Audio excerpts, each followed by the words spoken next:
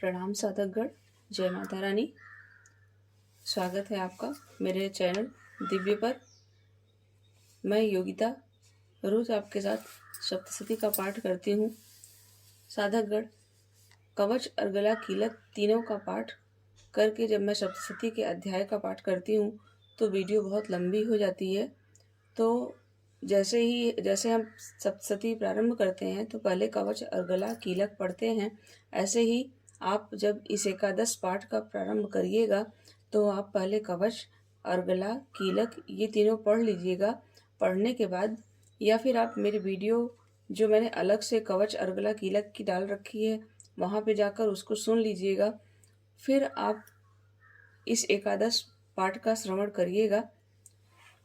तो चलिए हम लोग इस एकादश पाठ का प्रारंभ करते हैं।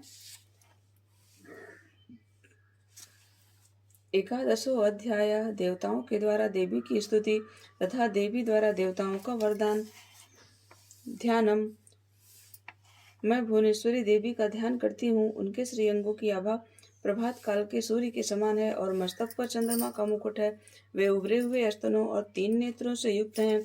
उनके मुख पर मुस्कान की छटा छाई रहती है और वे हाथों में वरद, अंकुश, पाश एवं अभय मुद्रा शोभा पाते हैं। ऋषि कहते हैं, देवी के द्वारा वहाँ महादैत्यपति शुंभ के मारे जाने पर इंद्र आदि देवता अग्नि को आगे करके उन कात्यायनी देवी की स्तुति करने लगे। उस समय अभीष्ट की प्राप्ति होने से उनके मुख कमल दमक उठे थे और उनके प्रकाश से दिशाएं भी जगमगा उठी थी। देवता बोले, शरणागत की पीड़ा दूर करने वाली देवी हम पर प्रसन्न हो। संपूर्ण जगत की माता प्रसन्न हो। विश्वेश्वरी, विश्व की रक्षा करो। देवी, तुम ही चराचर जगत की अधीश्वरी हो। तुम इस जगत का एकमात्र आधार हो, क्योंकि पृथ्वी रूप में तुम्हारी ही स्थिति है। देवी, तुम्हारा पराक्रम अलंघनीय है। तुम ही जल में स्थित होकर संपूर्ण जगत को तृप्त करती हो। तुम अनंत बल संपन्न वैष्णवी शक्ति हो। इस विश्व की कारणभूता परामाया हो। देवी, तुमने इस समस्त जगत को मोहित कर रखा है।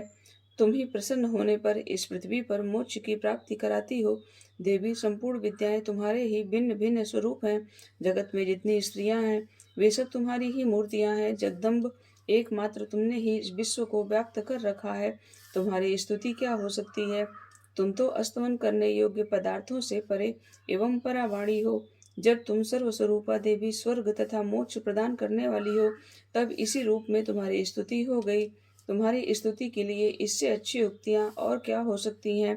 बुद्धि रूप से सब लोगों के हृदय में विराजमान रहने वाली तथा स्वर्ग एवं मोक्ष प्रदान करने वाली नारायणी देवी, तुम्हें नमस्कार है।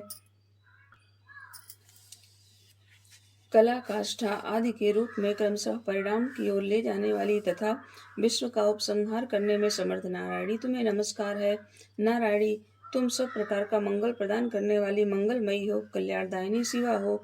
सब पुरुषार्थों को सिद्ध करने वाली शरणागत वत्सला, 3 नेत्रों वाली एवं गौरी हो। तुम्हें नमस्कार है। तुम सृष्टि, पालन और संहार की शक्तिभूता सनातनी देवी, गुणों का आधार तथा सर्वगुणमयी हो। नारायणी, तुम्हें नमस्कार है। शरण में आए हुए दीनों एवं पीड़ितों की रक्षा में संलग्न रहने वाली तथा सबकी पीड़ा दूर करने वाली नारायणी देवी, तुम्हें नमस्कार है। नारायणी, तुम ब्राह्मणी का रूप धारण करके हंसों से जुते हुए विमान पर बैठती तथा कुश मिश्रित जल छिड़कती रहती हो। तुम्हें नमस्कार है। माहेश्वरी रूप से त्रिशूल, चंद्रमा एवं सर्प का धारण करने वाली तथा महान वृषभ की पीठ पर बैठने वाली नारायणी देवी, तुम्हें नमस्कार है। मोरों और मुर्गों से घिरी रहने वाली तथा महाशक्ति धारण करने वाली कौमारी रूप धारणी निष्पापे नारायणी, तुम्हें नमस्कार है। शंख, चक्र, गदा, सारंग, धनुष रूप उत्तम आयुधों को धारण करने वाली वैष्णवी शक्ति रूपा नारायणी, तुम प्रसन्न हो। तुम्हें नमस्कार है। हाथ में भयानक महाचक्र लिए और दाढ़ों पर धरती को उठाए वाराही रूप धारणी कल्याणमयी नारायणी, तुम्हें नमस्कार है। भयंकर नृसिंह रूप से दैत्यों के वध के लिए उद्योग करने वाली तथा त्रिभुवन की रक्षा में संलग्न रहने वाली नारायणी, तुम्हें नमस्कार है। मस्तक पर किरीट और हाथों में महावज्र धारण करने वाली, सहस्त्र नेत्रों के कारण उद्दीप्त दिखाई देने वाली और वृत्तासुर के प्राणों का अपहरण करने वाली इंद्र शक्ति रूपा नारायणी देवी, तुम्हें नमस्कार है। शिव द्वितीय रूप से दैत्यों की महती सेना का संहार करने वाली, भयंकर रूप धारण तथा विकट गर्जना करने वाली नारायणी, तुम्हें नमस्कार है। दाढ़ों के कारण विकराल मुख वाली मुंड माला से विभूषित मुंड मर्दिनी चामुंडा रूपा नारायणी तुम्हें नमस्कार है। लक्ष्मी, लज्जा, महाविद्या, श्रद्धा, पुष्टि, स्वधा, ध्रुवा, महारात्रि तथा महा अविद्या रूपा नारायणी तुम्हें नमस्कार है। मेधा, सरस्वती, वरा, भूति, बाब्रवी, तामसी, नियता तथा ईशा रूपणी नारायणी तुम्हें नमस्कार है। जहाँ राक्षस, जहाँ भयंकर विष वाले सर्प, सर्वस्वरूपा सर्वेश्वरी तथा सब प्रकार की शक्तियों से संपन्न दिव्य रूपा दुर्गे देवी, सब भयों से हमारी रक्षा करो, तुम्हें नमस्कार है। कात्यायनी, यह तीनों लोचनों से विभूषित तुम्हारा सौम्य मुख सब प्रकार के भयों से हमारी रक्षा करे, तुम्हें नमस्कार है।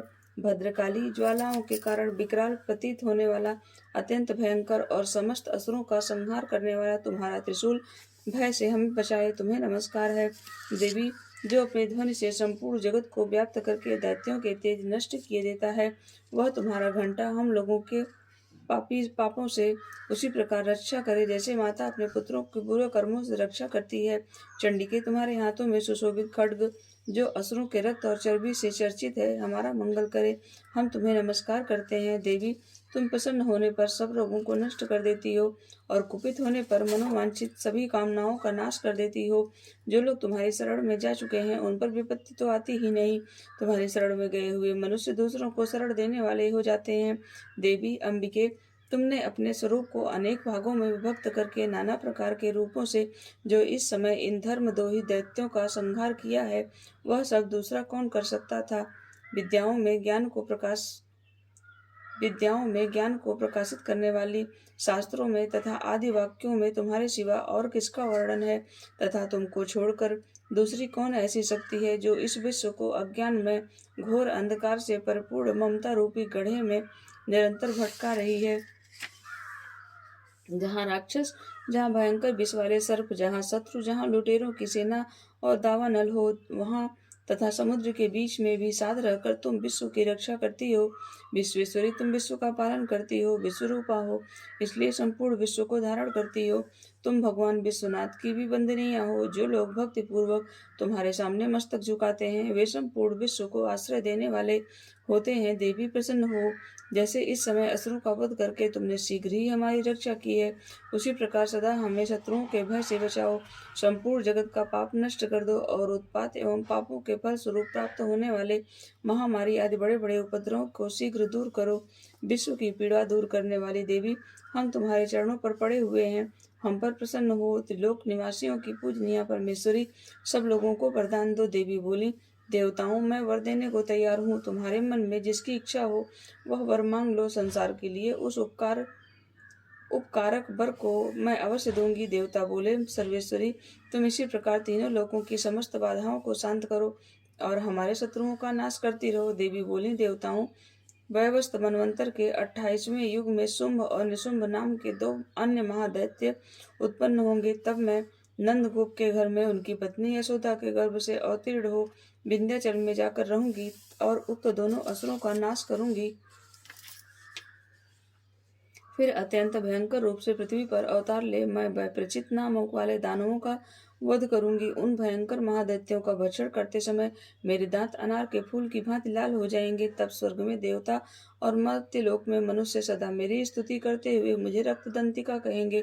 फिर जब पृथ्वी पर 100 वर्षों के लिए वर्षा रुक जाएगी और पानी का अभाव हो जाएगा, उस समय मैं मुनियों के स्तमन करने पर और पृथ्वी पर अयोनिजा रूप में प्रकट होंगी और 100 नेत्रों से मुनियों को देखूंगी। अतः मनुष्य शताक्षी इस नाम से मेरा कीर्तन करेंगे। देवताओं, उस समय मैं अपने शरीर से उत्पन्न हुए शाकों द्वारा समस्त संसार का भरण पोषण करूंगी। जब तक वर्षा नहीं होगी तब तक वे शाक ही सबके प्राणों की रक्षा करेंगे।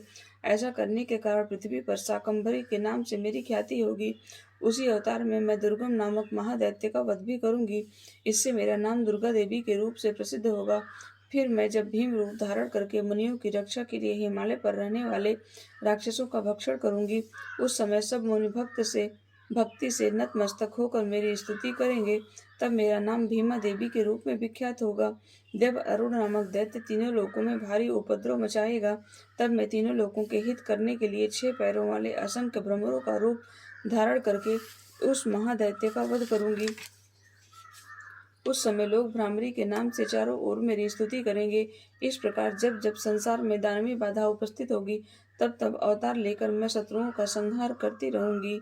इस प्रकार से मार्कंडेय पुराण में सावर्णिक मनवंतर की कथा के अंतर्गत देवी महात्म्य में देवी स्तुति नामक 11वां अध्याय पूरा हुआ।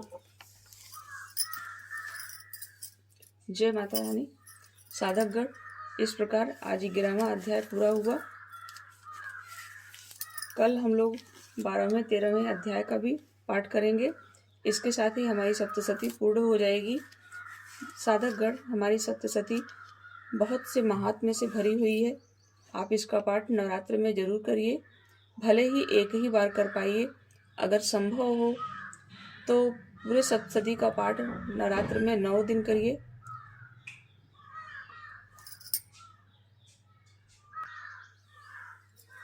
इसी के साथ मैं इस वीडियो को समाप्त करती हूँ।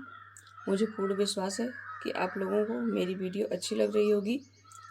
अगर आप लोगों को वीडियो अच्छी लग रही है तो चैनल को सब्सक्राइब करिएगा, लाइक करिएगा और शेयर करना मत भूलिएगा। जय माता रानी।